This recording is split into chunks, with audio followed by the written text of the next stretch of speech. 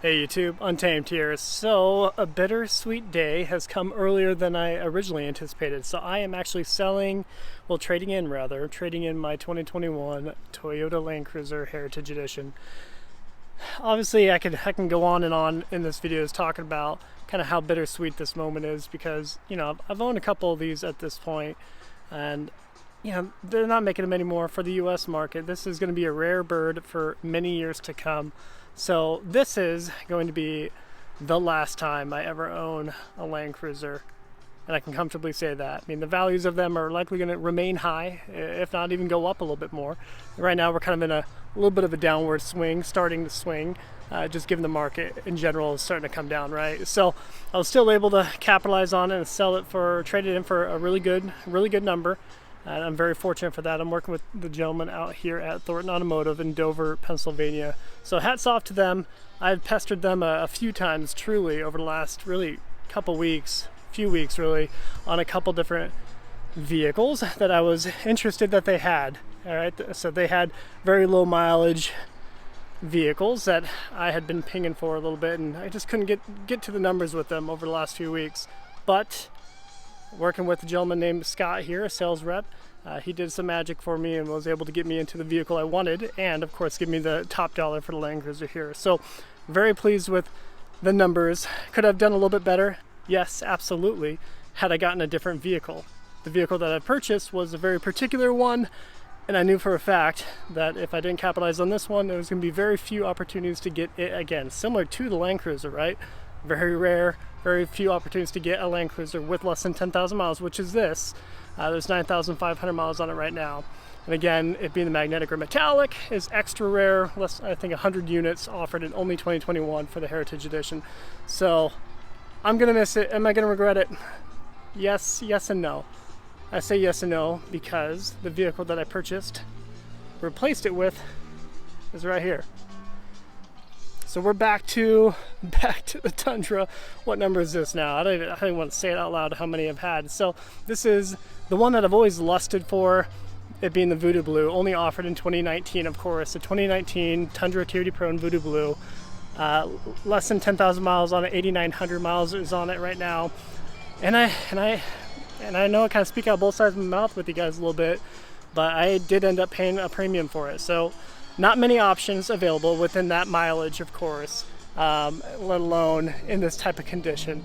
You know, and I'll show you, of course, several other videos to come, but excellent condition, not a single door ding on the entire thing. Up underneath it is in flawless condition, no signs of surface rust or anything. Even though it's super low miles, you know, it's still been around for a few years, so there's a good chance, a chance that it could have had issues with it underneath, and it does not. So again, this is a vehicle you guys heard me talk about a number of times. You know, if I was going to get a Voodoo Blue Tundra TRD Pro with semi-low miles on it, I needed to capitalize on it now. And I figured, what better time, while the market is still semi-hot for the Land Cruiser, might as well do it now to make it easy. So again, shout out to Thornton Automotive, work with Scott if you want to head here, as they did a good job for me, and I appreciate them. But yeah, this is it. This is back to simplicity at its core.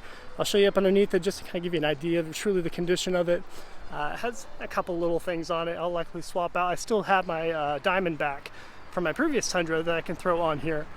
But outside of that, obviously the running boards there, aftermarket running boards, that is truly it. You got the inserts here, but not a whole lot else. Let me show you underneath. So this can be really hit or miss when you're looking in the used market, right? Truly how good the condition is underneath.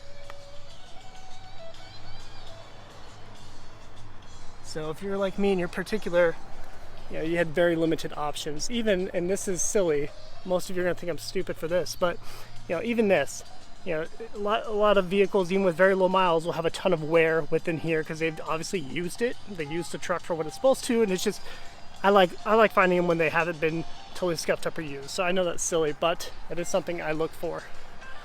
You can look down the side, you won't find a single door ding on it.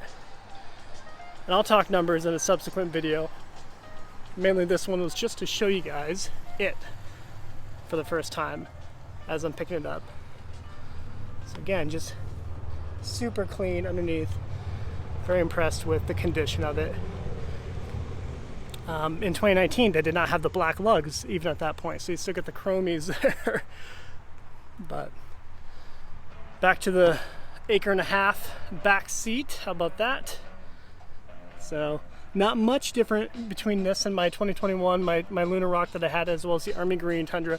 In 2020, when they offered the Army Green, they did do updates to the interior, right? So this is even more ancient by comparison. So good and bad, right? Depending on who you're talking to. But you got, knobs for the climate controls here. Whereas it's a little bit more integrated within the 2020. No Apple CarPlay, no Android Auto, none of that. None of that goodness here. And look at this. This is borderline sad, right? But I love it. I love it, guys. So turnkey, a lot less to potentially go wrong, which I absolutely love. Some WeatherTech floor mats. Again, nothing too crazy. But yeah, what do you guys think? I know it's going to be kind of bittersweet for a lot of you. I know you even have this old antenna. How about that? So that went away in 2020 for the record. Still have the adaptive cruise control, Toyota safety sense, all that stuff within here. All the important stuff, it's still here, I would argue. But we'll likely throw on some Knitted Ridge grapplers. You can probably expect that. But I'm just excited to have this color, guys. I'm just stoked for this. Tell me what you guys think. So one final piece of the equation, I debated on sharing it in this video or not. I was kind of 50-50 on it, but Mrs. Untamed and I are having baby number 4 come January.